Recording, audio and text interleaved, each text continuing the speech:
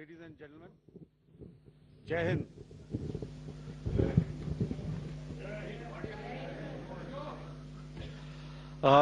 Welcome to this special press conference on Operation Sindoor.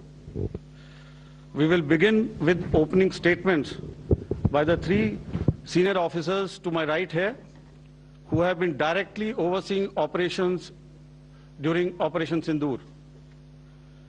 We have Lieutenant General Rajiv Ghai, Director General Military Operations, who will cover the aspects related to land domain. Air Marshal A.K. Bharti, to his right, Director General Air Operations, will provide insights on the air domain. And to my right is Vice Admiral A.N. Pramod, Director General Naval Operations, who will cover aspects on maritime domain. Following their briefings, we will move on to the question-answer session. I now request the DGMO to commence the opening brief. Thank you, Sandeep. A very good evening to all of you, ladies and gentlemen. You are all by now familiar with the brutality and the dastardly manner in which 26 innocent lives were prematurely terminated at Pahalgam on the 22nd of April. When you combine those horrific scenes and the pain of the families that the nation witnessed with numerous other recent terrorist strikes on our armed forces and defenseless civilians, we knew that the time had arrived to make yet another compelling statement of our resolve as a nation. Operation Sindoor was conceptualized with a clear military aim to punish the perpetrators and planners of terror and to destroy their terror infrastructure. What I do not state here, of course, is the often stated determination of India and its intolerance to terror. It set into motion a very diligent and microscopic scarring of the terror landscape across the borders and the identification of terror camps and training sites. The locations that emerged were numerous, but as we deliberated more, we realized that some of these terror hubs were now bereft of any presence and had preemptively been vacated, fearing retribution from us. There was also a term of reference and our own binding, self-imposed restriction to target only terrorists and thus prevent collateral damage. There were 9 camps that you are now all familiar with, which were confirmed by our various intelligence agencies to be inhabited. Some of these were in POJK, while there were others that were located in the Punjab province in Pakistan. Nefarious places such as Muridke, the hub center of the Lashkar-e-Taiba, has over the years bred infamous characters such as Ajmal Kasab and the likes of David Headley. What followed was a careful scrutiny of each of these sinister locations, their layout, configuration, even the type of construction in each structure, and the terrain obtained around these. This was with an obvious intent to deduce and identify the exact vector that was required for their neutralization, as also the eyes in the sky that we would send up to ensure that we brought back evidence that we had indeed targeted what we set out to. The precise images of these engagements on that fateful and historical night have already been showcased during the first press statement on the 7th of May that was helmed by our Foreign Secretary. I have no doubt in my mind that we achieved total surprise, and those strikes across those 9 terror hubs left more than 100 terrorists killed, including high-value targets such as Yusuf Azhar, Abdul Malik Rauf, and Mudassir Ahmed that were involved in the hijack of IC-814 and the Pulwama blast.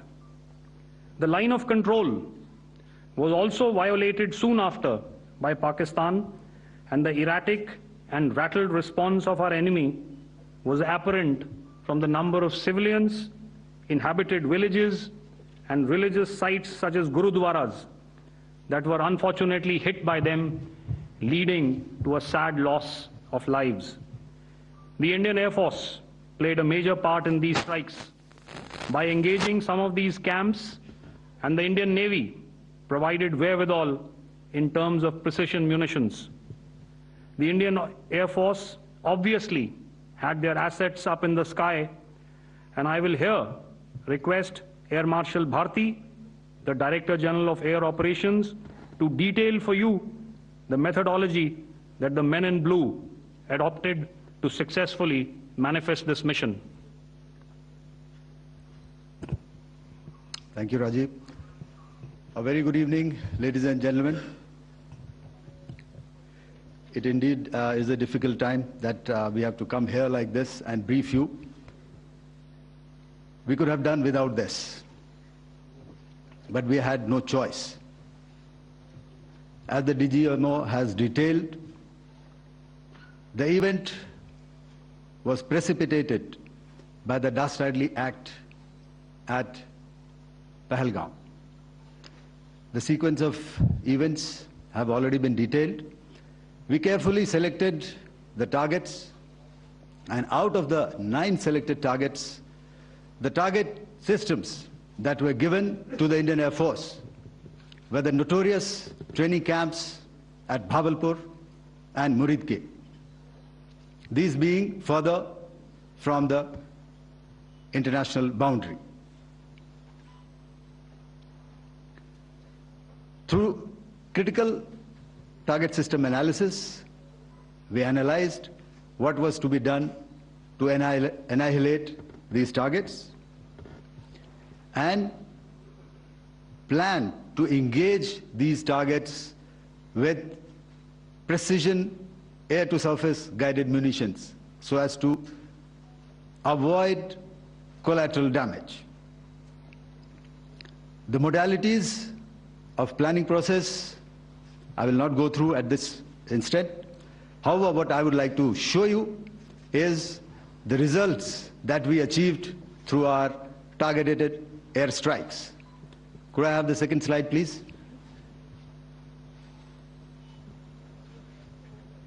Yeah, change, please.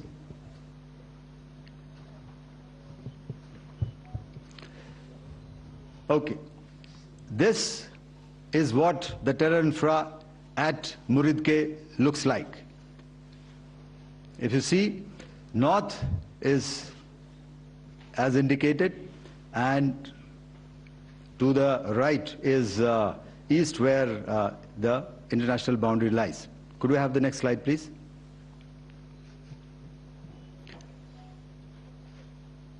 Orientating. Just go back to one slide. Okay. Please have a look at this red building, the series of buildings out here, and this empty ground. Next. If you relate, the empty ground is here, and you see this is the first weapon that is impacting. This is the impact point number 1 on Muridke training camp with our precision guided weapons on early morning 7th. Next, please. Keep your eyes glued for the second weapon coming in and the second impact on the selected target point. Next slide, please.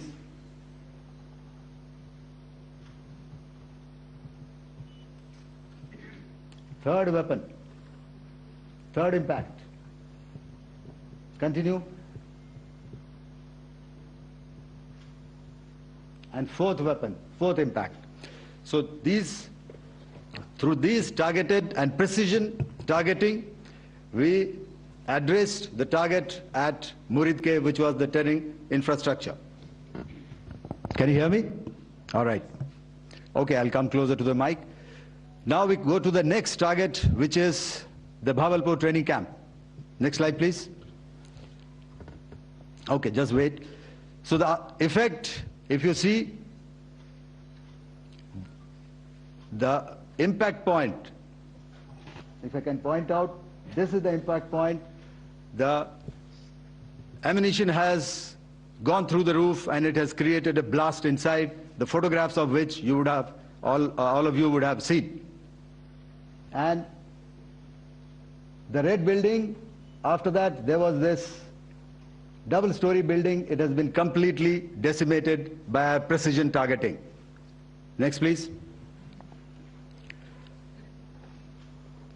The target system, which was in the north, a series of buildings. I will show you how it looked. Next. Completely destroyed by our precision targeting. Next. Now coming to Bhavalpur, this is the target complex that we are dealing with, a fairly large target complex. So we had to carefully choose the points that we needed to address, which were high value and which would meet our stated objectives of eliminating the terrorists. I would like to draw your attention to this red canopy, and in relation to that, I would cover the targets. One target system is a series of buildings here, other one here, and other one out here. Next slide, please. This is how it looked before, and this is how the building looked after the impact of the weapon. And orientation in relation to this red canopy, you can see here. Next, please. Before, next, and after. The roofs have completely collapsed. Next. This is the target system. Next. Precision targeting, and we have achieved our objectives here. Next.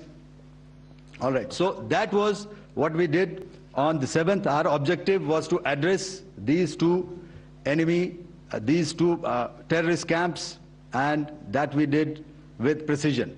And thereafter, we maintained a robust air defense posture, because remember, our objective was to target the terrorists and terrorist infrastructure, not any other infrastructure, not the Pakistani military, not the Pakistani any other infrastructure. So that is what we have maintained on the 7th of May.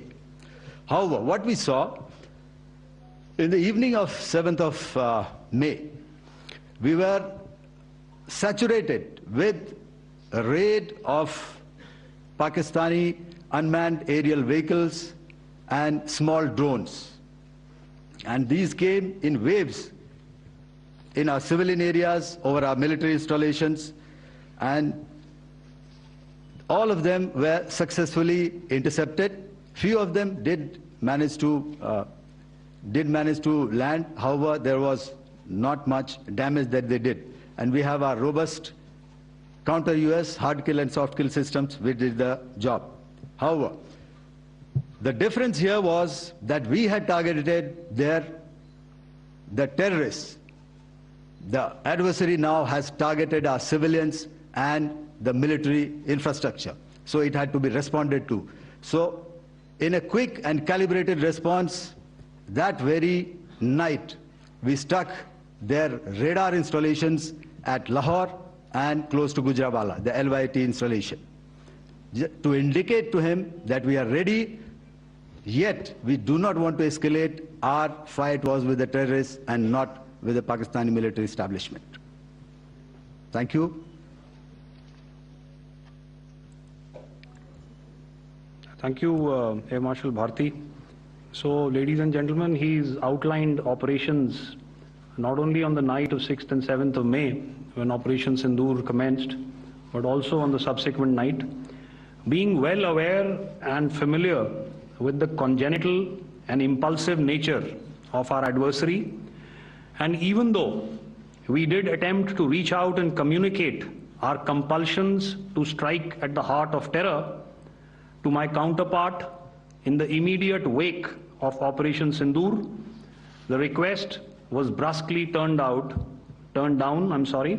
with an intimation that a severe response was inevitable and in the offing. We were, of course, prepared. Operations on the 7th and the 8th, Air Marshal Bharti spoken about. On the night of 8th and 9th of May, they flew drones and aircrafts into our airspace all across the borders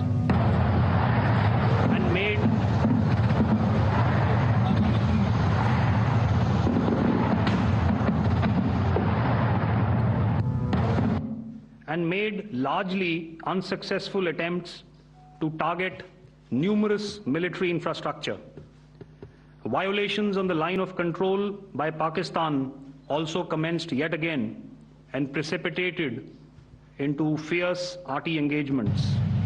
The air operations on the night of 8th and 9th of May, I'll yet again request the DG Air Operations to cover.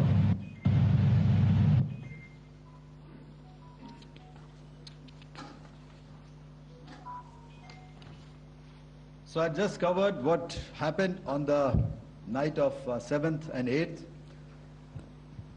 What we found that on the night of 8th and 9th, starting as early as 22:30 hours, our cities had a mass raid of drones, unmanned aerial vehicles, UCAVs, starting right from Srinagar, going down right up to Nalia. It was a mass raid in waves, and it was relentless. However, we were prepared, and our air defense preparedness ensured that there is no damage on ground or to any of the intended targets that the enemy might have planned for. The difference between 7th night and 8th night was that on 7th night, he sent in his Jihad class of UAVs, however, these UAVs can go some distance, they are armed. However, on the 8th, less numbers of armed UCAVs were there or UAVs were there, and more numbers of quadcopters, maybe for surveillance or just for harassment of civilians. This continued till midnight. Our air defense preparedness ensured that there was no damage on the ground, either to the military installations or to the civilians. However, the enemy had yet again shown that he wanted to up the ante and he wanted a fight, and we were up to the task. In a measured and calibrated response, we once again targeted his military installations, which included his SAM sites at Malirkant. This also included his surveillance radar sites at Lahore and close to Gujranwala.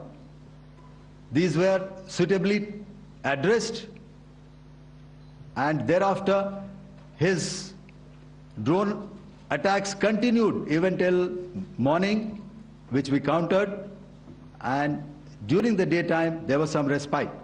Here I would like to bring out another aspect. What we found was that while the drone attacks were being launched from somewhere close to Lahore, enemy had allowed his civilian aircraft to also continue to fly out of Lahore.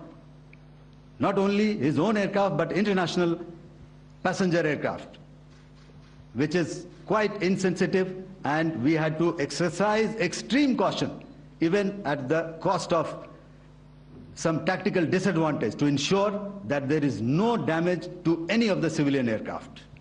And this was also brought out in our press briefing during the day. So I will now hand over to my colleague to cover the events of 9th onwards. On land, we also undertook certain measures such as deployment of air defense and electronic warfare assets to establish an integrated grid with the Indian Air Force, and I have seen and heard some of you wax eloquent about the benefits of such an architecture when it comes to negating and combating air intrusions. We also carried out deployment to include movement of our forces in the land, sea, and air domains. The night of the 9th and the 10th of May saw similar intrusions by drones and aircrafts, and this time there was a concerted effort to target airfields and some very, very important logistic installations, albeit yet again unsuccessful and denied gallantly and efficiently, I must say, by the integrated Indian Air Force and Indian Army Air Defense. We further strengthened our deployment and also initiated some pressure points to send a very clear and unambiguous message to the other side to desist from any misadventures on land. Some of the airfields and dumps saw repeated attacks in waves from the air. All were thwarted. The Pakistan Army has reported to have lost approximately 35 to 40 personnel in artillery and small arms firing on the line of control between the 7th and the 10th of May. What the other side had probably also not reckoned with was the speedy and precise turnaround and hit back by the Indian Air Force. And I will yet again ask Air Marshal Bharti to speak about these significant and game-changing strikes. I will thereafter request Vice Admiral Pramod, my colleague and Director General of Naval Operations, to tell us about some very telling naval maneuvers in the Arabian Sea that exerted pressure on the night of 9th and 10th of May. Over to you, sir. Thank you. Commencing about 2000 hours, that is 8 p.m. local time, on 8th of May, several Pakistani unmanned aerial systems, drones, combat vehicles attacked multiple IF bases. These included Jammu, Udhampur, Pathankot, Amritsar, Bhatinda, Nal, Dalhousie, Thois, Jaisalmer, Uttarlai, Falodi, Nalia. These were almost simultaneous and they came in waves. All our AD guns and other systems were waiting for them. All these waves were neutralized by our trained crew using the air defense systems that they have, and also some of them were utilized using our legacy systems like Pechoras and IF Summer, which we have recently acquired. And some were neutralized by the Garud snipers. There was no damage on ground from these incursions and these mass raids, if I could call them, from the Pakistani side. However, following these relentless attacks on our air bases, on our forward positions, and on our civilian targets, this was time to convey some message to our adversaries. And therefore, a decision was taken to strike where it would hurt. And towards that, in a swift, coordinated, calibrated attack, we struck his air bases, command centers, military infrastructure, air defense systems across the entire Western Front. The bases we struck include Chaklala, Rafiki, and mind you, Chaklala is Islamabad. Rahim Yar Khan, Sakar, sending a clear message that aggression will not be tolerated. This was followed by strikes at Sargoda, Bholari, Jacobabad, We also struck the C2 centers at Murid, the UAE complex at Murid, Rafiki, radar at Chunia, which I will show you, Rahim Yar Khan airfield, and the unmanned combat aerial vehicle hangar at Sakar. I would like to reiterate here that we have the capability to target every system at these bases and more. However, it was only a measured response to instill good wisdom to our adversary to refrain from further escalation. IF response was directed only at military installations, avoiding civilian and collateral damage. I would now like to show you some of the effects that have been achieved as a result of our air operation.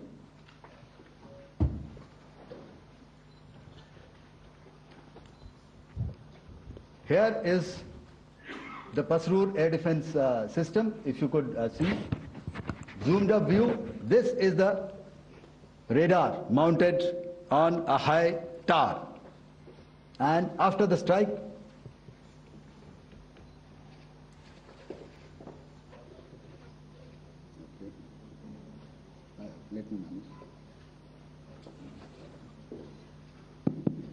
thank you.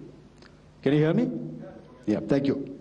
And after the strike, this is what has happened. This radar has been taken out, completely burnt. Next slide, please. The Chunia air defense radar, which was taken out on 7th and 8th. This is the radar site. A blown up photograph, once again, on a tower. Not very clear, but what you see very clearly is the after effect after we have struck. The radar head has been completely decapitated. Next slide, please. Arifwala air defense radar. In this complex, you see how it looked before, blown up image, and after really blown up. Next. Now coming to Sargodha airfield. Remember, this is one of their important airfields wherein they have a lot of assets, F-16s, other assets which they keep getting, training institutes. And we have stuck this airfield. It is not, if you zoom in here, then one impact point here on the runway and second impact point of our weapon, precision weapon on the runway. And if you see this blown up, repairing going on. Same here. Next. Rahim Yar Khan. This is the area we have struck. A deep strike out here and one complex here. So this is how it looked before, and the same. You see a big crater, another crater here, and this complex after strike neutralized. Next. Chaklala airfield, Noor Khan, once again a major air base, a lot of their logistic assets out here. This was the chosen complex that we intended to strike and convey a message. Next slide, please. This is how it looked before, and this is how it looked after our strike. Next. Sakar. We chose the radar site at Sakar. This is the radar site, and after it was struck, this is the aftermath, completely burnt out. Next, please. Aircraft shelter. This is how it looked before the strike, and this is how it looked after the strike. The roof of the buildings completely caved in and burnt. Next. Bolari airfield, aircraft hangar. This is how it looked before, and this is how it looked after the precision strike. Next. Jacobabad, aircraft hangar, and this is how it looked after. Next. So what I'm trying to convey here, ladies and gentlemen, is to start with Our fight was neither with the Pakistani military nor with anybody else who's there on the other side. Our fight was with the terrorists.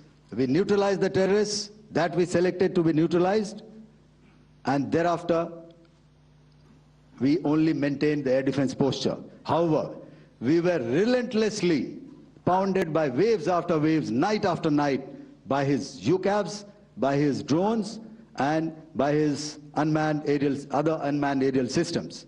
And that left us with no choice but to retaliate, and yet our retaliation was calibrated, it was graduated, and it was proportionate. Thank you.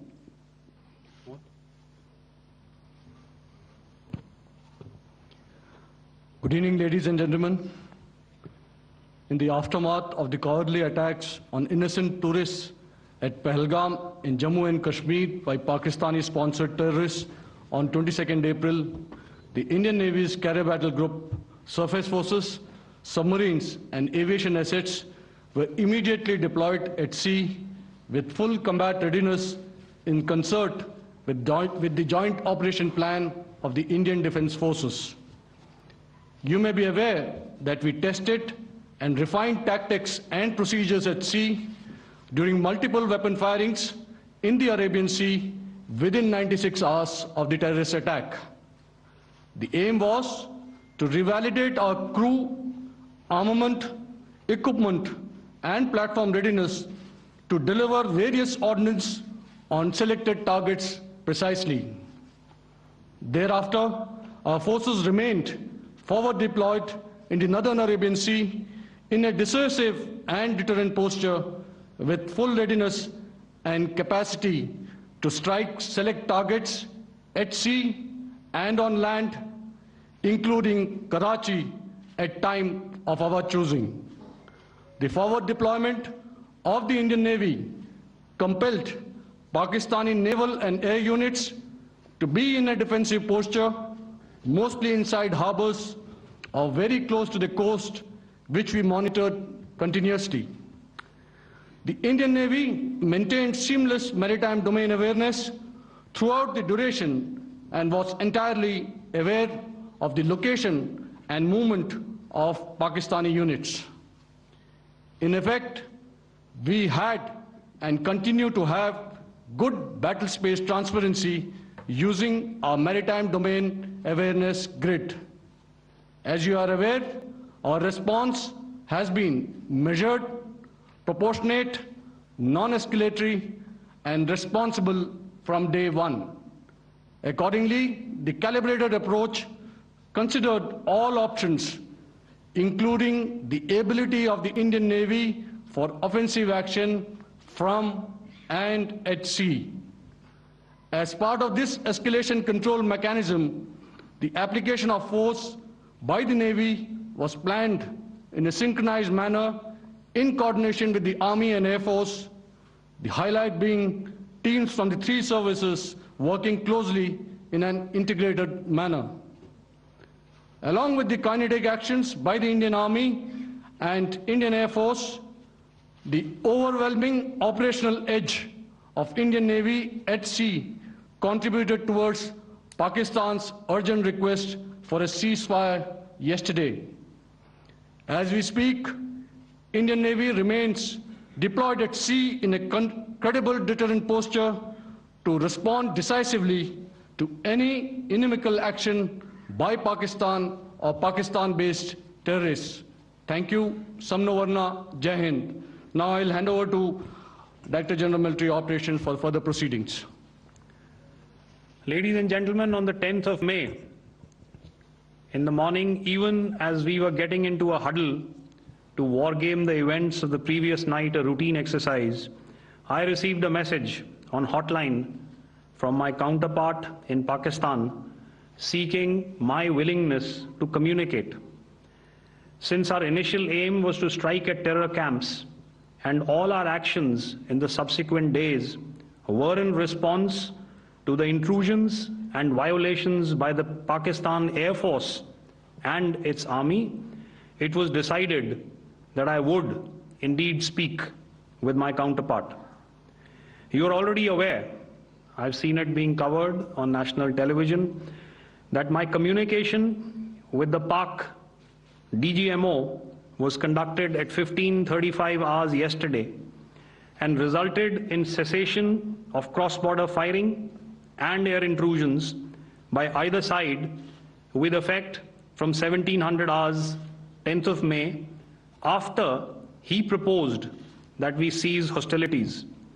We also decided to further speak on the 12th of May, that's tomorrow, at 1200 hours, to discuss the modalities that would enable the longevity of this understanding. However, disappointingly, and must I add,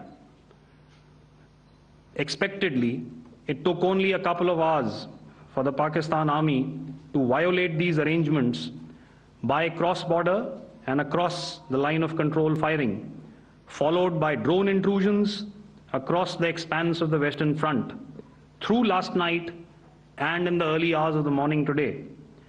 These violations were responded to robustly and dealt with as they must be. We have earlier today sent another hotline message to my counterpart highlighting these violations of the understanding between the DGMOs on the 10th of May and our firm and clear intent to respond to these fiercely and punitively, if repeated tonight, subsequently, or later. In this regard, I must inform all of you that the Chief of Army Staff has earlier today conducted a security review and has granted full authority to our Army commanders for counter-actions in the kinetic domain in case of any violation by Pakistan. In the end, I pay my solemn homage to my 5 fallen colleagues and brothers from the armed forces and civilians who have tragically lost their lives in Operation Sindoor. Our hearts go out to the bereaved families, and we express our solidarity to them in this lifetime and beyond, at this grave juncture in their lives. Their sacrifices shall always be remembered and spoken of in glowing terms by a grateful nation. We have thus far, ladies and gentlemen, exercised, and my colleague Pramod highlighted this, immense restraint, and our actions have been focused, measured, and non-escalatory. However, any threat to the sovereignty, territorial integrity, and safety of our citizens will be met with decisive force. Jai Hind. Okay, ladies and gentlemen, we are now open for questions. All right, now since I would not know all of you, I would expect you to please raise the placard or your hand, and once I indicate, I expect you to please give out your name and the media group that you belong to. Keep your questions short so that we can take as many questions as possible. Also, ladies and gentlemen, kindly bear in mind that confidential aspects may not be answered by the 3 DGMOs. Right. I've got a lot of hands there. Let me start from the left. Left foot always in front when we start marching. So here we have to the left, okay. Yeah, 238. Hello. So this is Manas Pratimhuyan from PTI, Press Trust of India. So the understanding that was reached yesterday on stopping the military operations and actions, was it for just 3 days? And what would be the cost escalation if there is violation of this understanding by the Pakistani side? And my subsequent question would be that we have a kind of ceasefire agreement with Pakistan, that was finalized in 2003. So will there be some kind of similarities in frameworks between the two kind of understandings, 2003 ceasefire agreement and the current understanding on stopping military operations? And again, what would the cost that will be incurring on Pakistan if Pakistan again resorts to this kind of terrorist activities, because we have made it very clear that the cost will be very high. So I would like to have your thoughts on it. Okay, so I'll answer the latter part of the question first. I also want to add that while the initial ceasefire agreement, as you correctly pointed out, is of the 2003 vintage, but I must remind you that in 2021, in the month of February, and this was then when the crisis in eastern Ladakh was also on, the two DGMOs had spoken and arrived at a ceasefire understanding that lasted right up until this unfortunate attack at Pahalgam. Once our Foreign Secretary had announced the decisions of the CCS in the immediate wake of that attack, he had announced certain measures, and then of course Pakistan had in turn made its own announcements. Since then, there have been certain violations of this ceasefire understanding, and of course after the 7th of May, like I pointed out during my statement, that there have been numerous violations on the line of control especially, and of course along the international boundary by the Pakistan Army and the Pakistan Air Force. This understanding that we spoke about yesterday, no, it was not for 3 days. It was first to stop aggressive and hostile activities immediately, let that order and direction settle down for about 36 hours, and thereafter discuss modalities, like I said, to ensure its longevity. That is tomorrow, on the 12th of May. But unfortunately, we had a violation starting at approximately 1900 hours last night. And we've sent a communique, like I said, to the Pakistan Military Operations Directorate. And we will await as to what happens tonight. All right. The cost escalation, I'll leave it to your best imagination. I've already said that the response will be fierce and punitive. Now, the right foot forward. Yeah.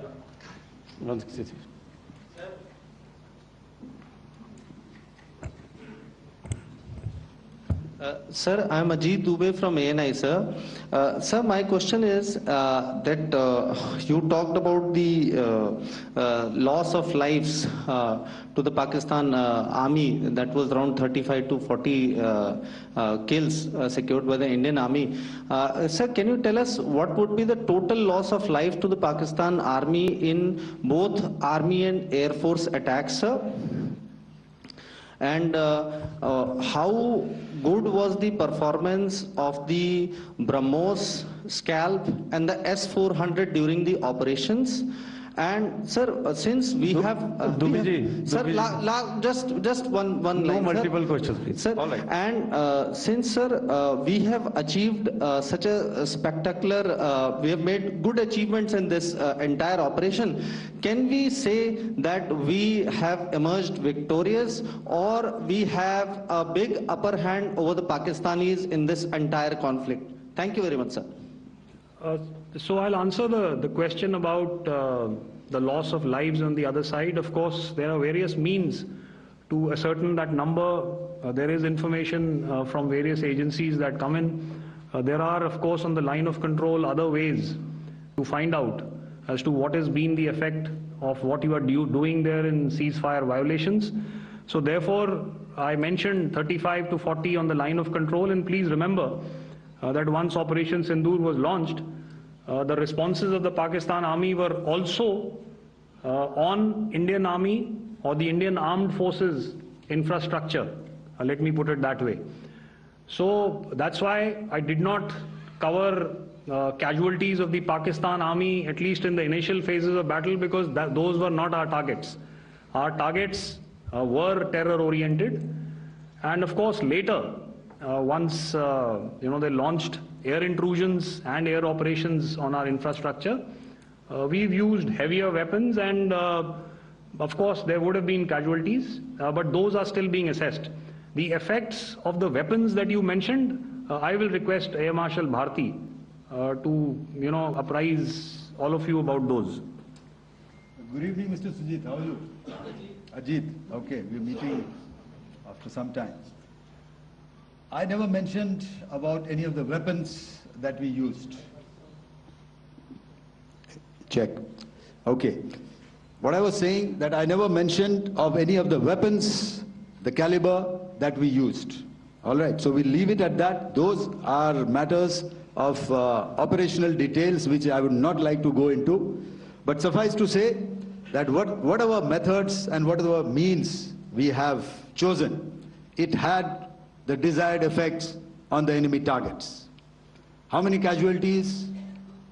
How many injuries? Well, to start with, our aim was not to inflict casualties, but in case there have been, it is for them to count. Our job is to hit the target, not to count the body bags. And the last part of your question, I wonder if you read out the tweet on ADG-PI at midnight once we'd done what we had to in Operation Sindoor. And that's credit to my friend here on the left. Justice has been served, Ajit. That is all that I will say. Ajit, I'll request you to, refrain putting words into his mouth. All right. Yeah, I'll come back to the left. 147. Sorry, 47. No, 47. Did I see it here or? Yeah. Good evening, gentlemen. Sorry, 147, I saw it there. Sorry. Yeah. Since I've already said 147, start please.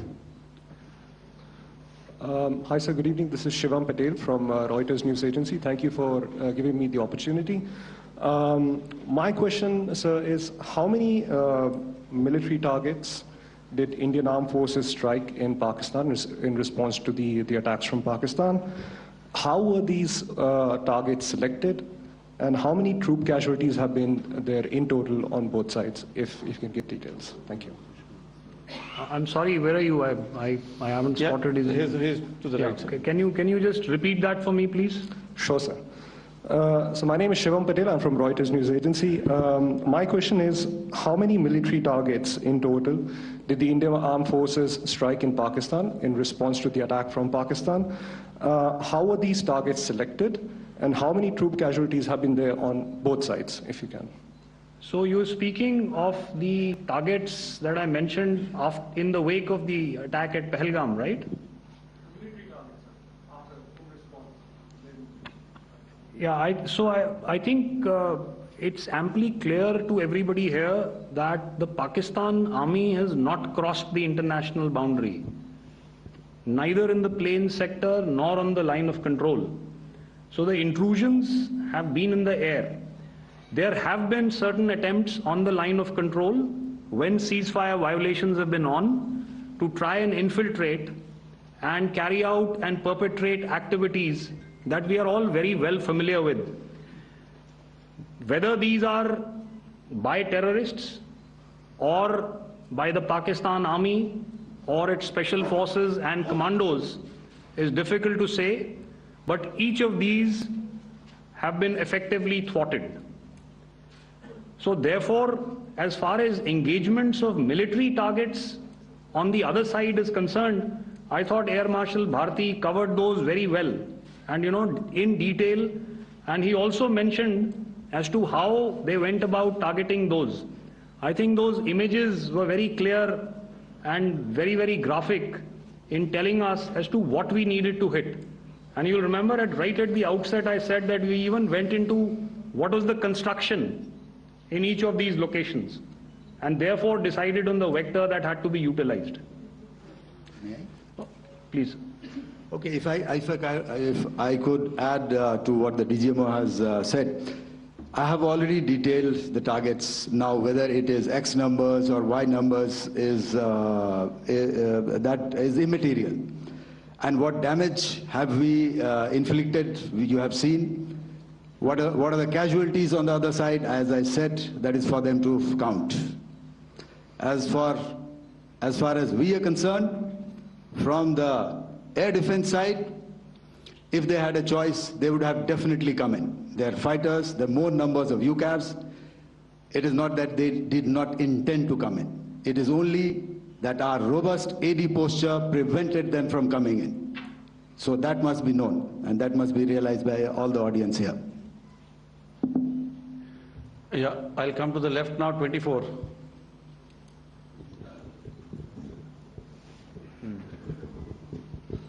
Good evening, sir. This is Anvesh Rath from Z.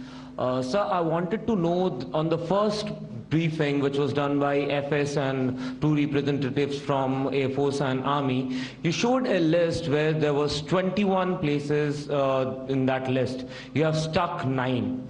Are more operations going to be held? Is Operation Sindoor still on? And the second question, thank you, sir.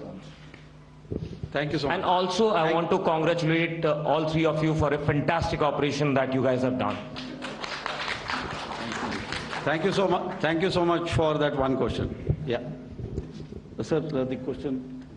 Unfortunately, Rath, is that your name? I'm sorry. You know, as far as operational details are concerned, I'm not in a position to share those right now. But I think I'll take a cue from Pramod. You know, he said towards the end that the Indian Navy is still in a posture that is deterrent. And I have already made it very clear towards the end of what I said that it's only a couple of hours ago that the Chief of Army Staff has carried out a security review, and he's authorized our Army commanders to deal with violations of any kind from across the borders in a manner that they deem fit. So again, to reiterate, the response will be fierce and it will be punitive.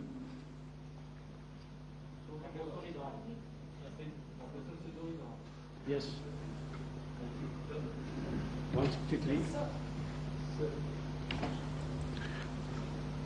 I'll go back this side now. Yeah, 255. She said middle wale kya karenge, so 255. Oh, sorry. Good evening, sir. I'm Shailesh from National Defense. Please allow me, first of all, to pay my gratitude for protecting us Indians. Thank you very much. Sir, since the enemy has been talking about taking down our aerial platforms, it would be deemed fit in case we can reveal that we have taken down their fighter jets. What could be the number? Though you said that they may be not good to reveal the platforms, but since this has come from various quarters in Pakistan, so I believe that we need to answer, in case if you can, sir, if you may allow. The question is for me? Yes, sir.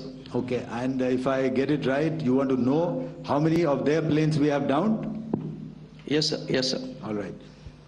See, as I said, their planes were prevented from coming inside our border. All right. So we do not have the wreckage with us, but definitely we have downed a few planes. Numbers, we would not like to hazard a guess out here. Okay. I have the numbers. Okay, and we are getting into the technical details of it to establish it. So I would not like to put a figure at this time, but definitely there are losses from their side which we have inflicted. Were they, please don't ask. Were they fourth generation plus, sir? See, you're putting words into my mouth. Why do you say fourth generation? Let us make it high tech. Okay. Thank you so much, sir. All right. Yeah, 163.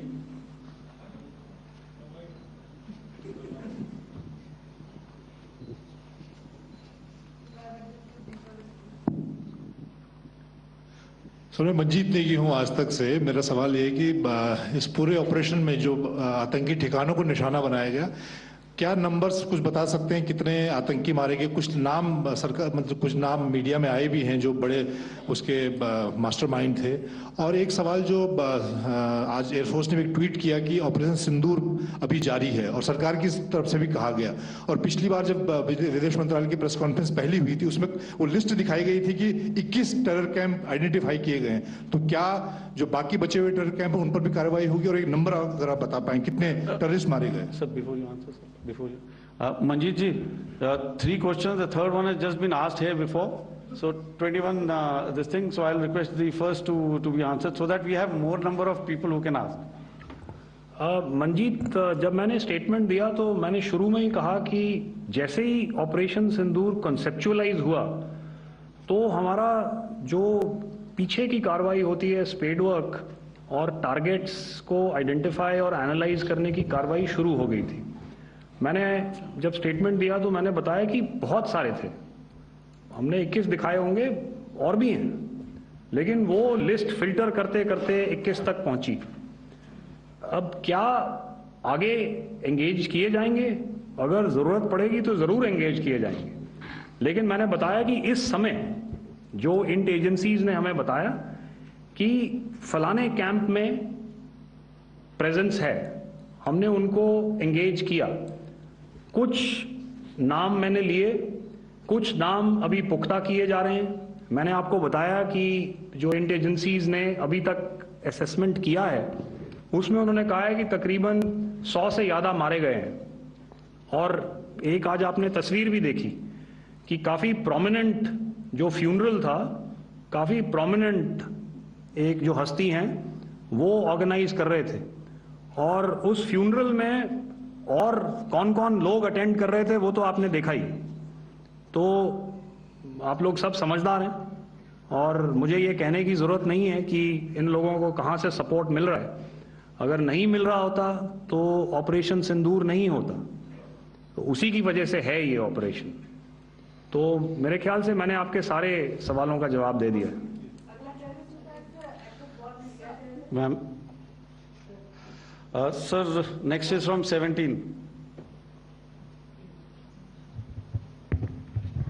Sir मेरा नाम अंजू निर्वाण है, TV9 Bharatvarsh से।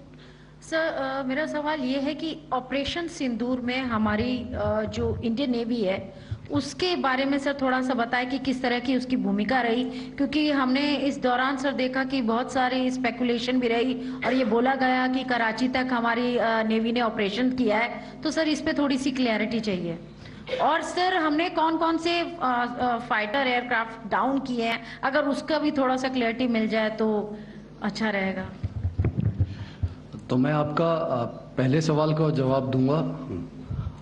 I will make few sentences and leave it for your imagination.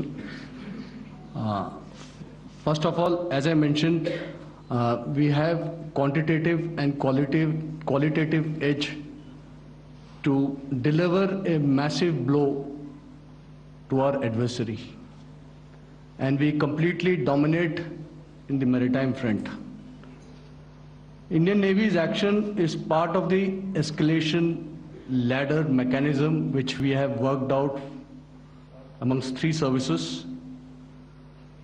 This time, if Pakistan dare take any action, and Pakistan knows it, what we are going to do. That's all. Okay. आपके सवाल का जवाब मैं पहले दे चुका हूं। आपके सवाल का जवाब मैं पहले दे चुका हूं, इसलिए मैं बस उस तक ही सीमित रखूंगा और इतना कहना चाहूंगा कि आने वाले दिनों में आपको खुद ही पता चल जाएगा और ऐसी बातें छुपी नहीं रहती हैं, तो पता चल जाएगा। So at this time we'll just let it be. Okay, ladies and gentlemen, we have 1 or 2 more questions, sir.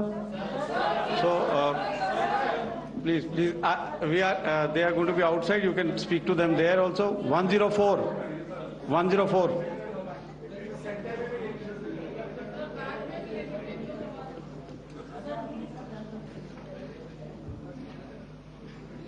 I think. Yeah, ask sir. Sir, Dinaka with the Hindu newspaper. Are you surprised that you got this question? No, sir. Just look. So can you give a number of assets we lost, because there's been a lot of speculation going on, international media writing a lot of things about our platforms, including Rafales. I mean, Pakistan claiming that Rafale has been downed, etc. Can you put that question to rest and clarify on that? I guess that question is for me. All right, I'm happy that you've asked this question. You know, we are in a combat scenario, and losses are a part of combat. The question that you must ask us, okay, and indeed that we must ask ourselves, you inclusive, is have we achieved our objectives? Have we achieved our objective of decimating that terrorist camp? And the answer is a thumping yes. And the results are for the whole world to see. As for the details, what could have been, how many numbers, which platform did we lose? You know, at this time, I would not like to comment on that, because we are still in a combat situation. And if I comment on anything, it will only be advantage adversary. So we don't want to give him any advantage at this stage. All I can say is that we have achieved our objectives that we selected, and all our pilots are back home. Thank you. Okay, hold, please don't, please be civil here. So we'll have 220 now. Sir, hello sir, this is Anita Chaudhary sir from Swadesh newspaper. मेरा सवाल है, क्योंकि हमारे जो पहले जो action रहा वो आतंकवाद के खिलाफ रहा, तो आतंकवाद में अजहर मसूद की तरफ से एक बयान जारी किया गया था जिसमें उन्होंने कहा कि हम इसका बदला लेंगे और जाल रुलाएंगे। तो क्या अगला, अगर खुदा न खास्ता अगला टेरर अटैक किसी भी तरह का होता है, तो क्या उसे एक्ट ऑफ वॉर में हमारी तरफ से लिया जाएगा और उसका क्या माकूल जवाब दिया जा सकता है? मेरा इसमें सिर्फ एक ही जवाब है आपके लिए कि हमने अपनी कार्रवाई करी। हमने उसके बाद मैंने अपने स्टेटमेंट में भी बताया कि ये कम्युनिकेट करने की कोशिश करी कि हमने इस तरीके से ये जो स्ट्राइक्स हैं वो क्यों की। लेकिन जो हमारा एडवर्सरी है उसने जैसे मुनासिब समझा वो कार्रवाई करी। तो आपने देखा कि ये जो एक्टिविटीज़ चल रही हैं 3-4 दिन से, ये कोई वॉर से कम नहीं है। नॉर्मल सर्कमस्टांसेस में एक दूसरे देश की एयर फोर्सेस हवा में नहीं उड़ती हैं और एक दूसरे के ऊपर स्ट्राइक्स नहीं करती हैं। हर रात इंट्रूजन्स नहीं होते हैं। लाइन ऑफ कंट्रोल पर सीज फायर वायोलेशंस, आपके एक साथी ने सवाल पूछा था शुरू में, एक सीज फायर अंडरस्टैंडिंग था, वो भी जा चुका है। उस सीज फायर अंडरस्टैंडिंग के जाते जो फायरिंग हो रही है लाइन ऑफ कंट्रोल में, उसमें घुसपैठ की कोशिश हो रही है। आमतौर पर ये घुसपैठ लाइन ऑफ कंट्रोल में टेररिस्ट करते हैं, लेकिन हमें इंफॉर्मेशन है कि हो सकता है ये पाकिस्तान आर्मी की टोलियां भी हों जो हमारे पोस्ट के ऊपर खामी पहुंचाने की कोशिश कर रही हैं। तो ये सारी एक्टिविटीज तो वॉर में शामिल हैं। तो ये कहना मुश्किल है कि आगे क्या होगा, वो स्पेक्यूलेटिव जोन में आ जाता है और मैं स्पेक्यूलेट नहीं करना चाहता हूं। हर एक सिचुएशन अलग होती है और उससे एक तरीके से डील किया जाता है। सर मैं एक सवाल इसका मैं जवाब देना चाहता हूं, 1 मिनट। जो मिलिट्री होता, our main job is to prevent war and maintain peace and stability. So it is not that our response is a graded response. That means अगर किसी ने किया तो उसको graded उसमें किया। जैसे terrorist action हुआ तो what we did is a terrorist action and we destroyed all the terrorist camps.